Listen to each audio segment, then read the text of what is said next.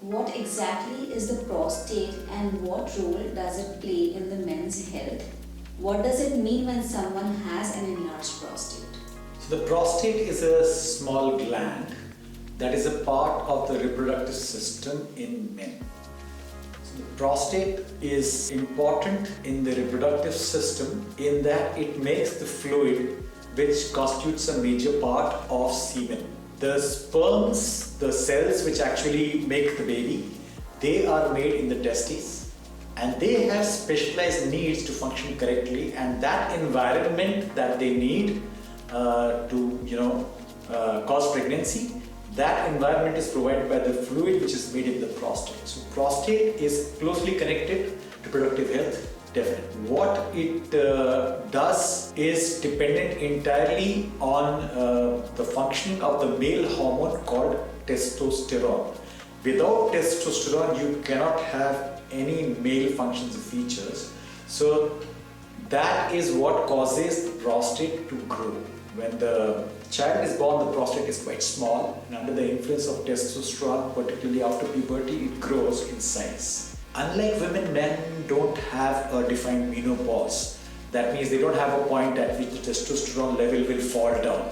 So the prostate just keeps responding normally to the testosterone and keeps growing in size with age. Therefore, if we say that the prostate is enlarged, what we mean is that it is more than, say, 25 to 30 grams. But that does really somewhat depend on age. More importantly, the consideration would be, is the enlarged prostate causing any problems or are there no problems? If there are no problems, it doesn't really matter what the size of the prostate is, because the increase in size is a normal response to the presence of testosterone. Causes and risk factors. Why does the prostate enlarge as men age? Are there any lifestyle or genetic factors that make it worse? Can younger men also get an enlarged prostate? The prostate enlarges under the influence of testosterone, and more specifically a particular chemical which is made from testosterone by the body, that's called dihydrotestosterone. And this DHT influences the prostate and makes it grow. And mind you, this is a normal thing. This should happen. If it doesn't happen, it may cause problems, because testosterone is required for male reproductive health. Why does it continue to enlarge? Because testosterone levels do not go down with age. It doesn't disappear. It can come down a bit, and that can cause the prostate to stop growing. But normally it does not come down and prostate keeps growing. What happens because the prostate grows? You can have a problem with passing urine. That means as the prostate grows, it surrounds the urethra or the tube for the passage of urine, and it can squeeze that, make it narrow, and make it more difficult to pass urine. At the same time, because it lies just below the base of the bladder, urinary bladder, it can put pressure on the bladder and keep giving the feeling that the bladder is full and the person needs to go to the washroom. So these are the two things which we commonly see with the enlargement of prostate. Now, usually by 60 years of age, about 50% of men will have an enlarged prostate and may have symptoms. By the age of 80, it's almost 90%. But can younger men also get it? Yes. Of course, there's a variation in how sensitive your prostate is to the influence of testosterone, and you can get an enlarged prostate, but below the age of 45 or so, it is uncommon and unusual, and we'd like to investigate that. There are other causes of enlargement of prostate beyond what we call benign enlargement of prostate, BEP, or benign prostatic hyperplasia, BPH, which is a normal response. Sometimes the enlargement of prostate can be because of a cancer. Prostate cancer is one of the common cancers, and it's one of the 5 most common cancers, and it can happen with very little warning.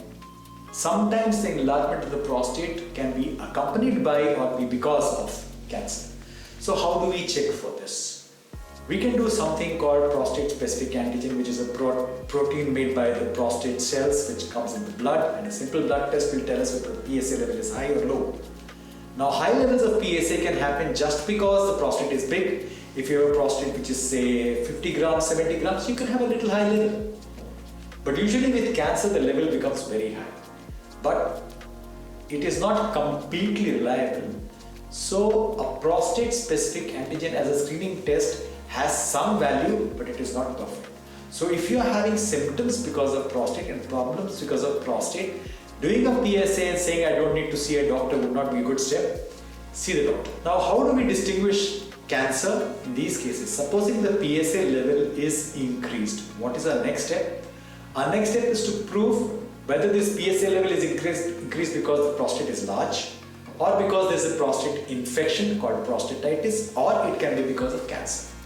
So what we'll most of the time do is we'll do something called an MRI, magnetic resonance imaging, and that can sometimes tell us whether there's a suspicious area of the prostate, and after that we can do a guided biopsy under ultrasound, and that will definitely tell us whether there is cancer present or not. To treat a prostate as a benign enlargement, the symptoms should fit the appearance of the prostate and the PSA level should be reasonable for the size of the prostate. So this is a little bit of clinical judgment that is required. When in doubt, we ask for an MRI and do a biopsy. In signs and symptoms, what are the first signs men should not ignore? How can an enlarged prostate affect urination or sleep? Is pain or blood in urine a sign of something more serious? The common symptoms for prostatic enlargement, BPH, BEP, prostatism as the group of symptoms is called, consists of basically a few things which are commonly seen. One of the important things is that the urinary stream can become weak or even interrupted because the prostate is squeezing the passage through which the urine passes. Next thing which can happen is when the patient goes to pass urine, it becomes difficult to start the process of passing the urine. That means it's called hesitancy. The patient cannot start immediately, he has to wait a bit before urine comes. Another thing which happens is something we call urgency. That means when the patient gets the urge to pass urine, it becomes difficult for that patient to control it. The urge becomes very strong and exaggerated, and the patient has to rush to the washroom before he loses control of the urine. Then you have something called nighttime frequency. Particularly, it's seen that patients with enlarged prostates keep getting the urge at night to keep getting the feeling that they have to go and pass urine. There may not be that much urine in the bladder, but you keep getting the urge. And many times they have to keep getting up at night, sometimes twice, thrice, four. Some patients even on an hourly basis get up and try to pass urine in the night. With the combination of this frequency and the urgency and the fact that you find it takes time to pass urine, this can really disturb your sleep and make you very tired, and life can become difficult to manage. In diagnosis, you've already answered a few questions, like how do doctors diagnose an enlarged prostate? What kind of tests are usually recommended? Is the PSA test always required? So to diagnose prostatic enlargement, you can do a clinical examination where you do a transrectal examination and feel the prostate. Sometimes you can feel a nodular enlargement, a hardening, which may lead you to suspect cancer. This is clinical examination. To see the exact size of the prostate, one can simply do an ultrasound, which is a simple non-invasive imaging test. A lot of you would have undergone an ultrasound and you can see the prostate well when the bladder is filled, or you can do an ultrasound through the rectum and see the prostate from inside. With both of these, one can get a very good idea of the size of the prostate and even sometimes know whether there is any abnormality within the prostate. And this is the usual test we do for prostate. Along with the size of the prostate, we also see, after the patient has passed urine, how much urine is left in the bladder. And when this amount of residual urine starts crossing a certain level, which is usually considered about 50 cc or so, then we think that the patient is more likely to have problems in the future. And amounts more than 50 cc would mean that there is significant obstruction to the passage of urine and this patient needs treatment. PSA, as I discussed, is a very important test and must be done in all patients where the prostatic symptoms are there. And it is not a bad idea to get it done annually once you cross the age of 50. And if the level starts rising or the level is high, then you should definitely consult the doctor. In treatment options, what are the common treatments available for prostate enlargement? Are medicines always effective, or do patients need surgery? What are the disadvantages or side effects of surgery? Treatment of prostatic enlargement will usually start with drug therapy. Now the drug therapy is of two different kinds really, which are the mainstay of treatment in prostatic enlargement. One is something called an alpha blocker. This is a drug which acts on the muscles which are in the sphincter and surround the urethra and in the base of the bladder. And these drugs will relax these muscles and allow easier passage of urine. Many patients with these drugs will become relatively comfortable and symptom-free. These alpha blockers are effective and they are good drugs, and they have seen widespread use and do not have too many side effects, and they can be taken for years. With larger prostates though, more than 50 grams or so, their success can be less and the symptoms may be too strong for drugs to overcome. Very uncommonly, patients can have serious side effects with these drugs. For example, fall in blood pressure can happen and the patients can get giddy spells, in which case you have to stop the drug and consider alternative therapy. The other group of drugs commonly used for prostatic enlargement is something which blocks partially the effect of testosterone on the prostate, which I spoke about. This is a drug, it's called alpha reductase inhibitor ARI. These are drugs called utasteride, finasteride, etc. And these drugs slow and decrease the conversion of testosterone to dihydrotestosterone. And this can not only reduce the rate of growth of the prostate, but even sometimes shrink the prostate a bit by about 10%, 15%. But they have to be taken for a long period of time, 6 months to a year, before any effect is seen. A lot of times both these drugs are combined in many patients to lower the symptoms and keep the patient symptom-free. Another group of drugs can be used for the symptom of urgency. These drugs, for example, Mirago, Mirabegron, this can reduce that urgency which patients get and which makes them need to go to the washroom again and again and run to the washroom. And this can be useful in many patients. So these are the mainstay of drug therapy in prostatic therapy. The other problems when they are severe and the drugs are not controlling them, then you may need to consider treatments which are not drugs. And the basic treatment which came about for prostate was somewhere after the Second World War, this treatment called transurethral resection of the prostate, which is still the gold standard for surgical treatment of the prostate, was devised.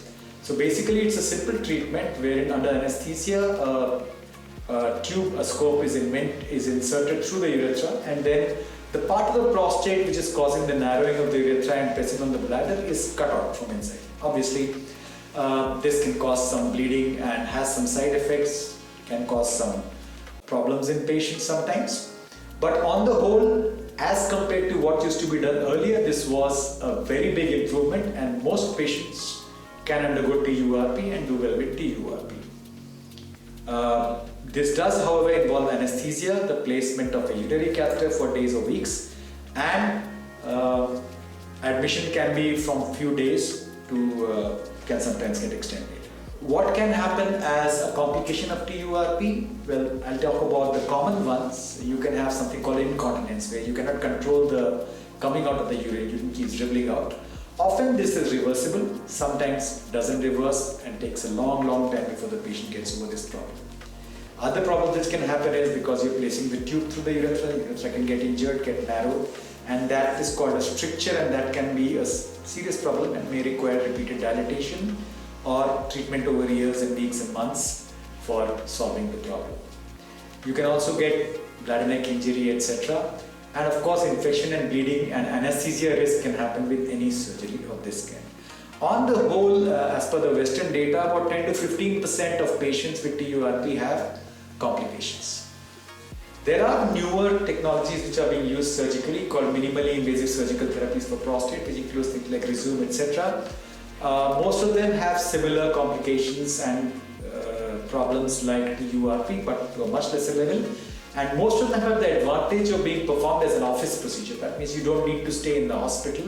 You may or may not need to have a catheter depending on the specific kind of treatment. There is the latest treatments of HOLEP, that means holmium laser enucleation of prostate, or thulium laser enucleation of prostate, which are good treatments, much more expensive, require sophisticated equipment and specialized training. And these are not very commonly available, but they have the advantage they can deal with very big prostates, unlike TURP, where the prostatic size of more than 80 grams can be a contraindication. all these surgical treatments have their advantages, disadvantages, and many patients will need some of these treatments if drugs are not working for them. There is another non-surgical way of treating the prostatic enlargement, which is basically to do embolization, which is the blocking of blood supply. And this is done just like angiography or angioplasty through the blood vessel with a very tiny pinhole under local anesthesia. And this is a very pain-free, anesthesia-free. It's done under local anesthesia, which is actually a daycare procedure. So you can get this done and go home the same day, and there is no difficulty in walking around or doing anything, and there is no catheter placed. This procedure can be particularly useful and should be the first choice for patients who are poor surgical candidates, so either because they have heart disease, or they are very old, or they have other reasons why surgery has become unsafe for them. Particularly when the glands are larger, this can be a simpler, safer way of treating the prostate than, say, TURP. Is it perfect for all patients? No. But a vast majority of patients can benefit by undergoing prostatic artery embolization if they are not happy with the idea of surgery. So if you have a prostate problem, you should consider all these options, discuss with your doctor, and decide which one works best for you, which choice of advantages, disadvantages, and mix of things works well for your health plans. You can make the choice.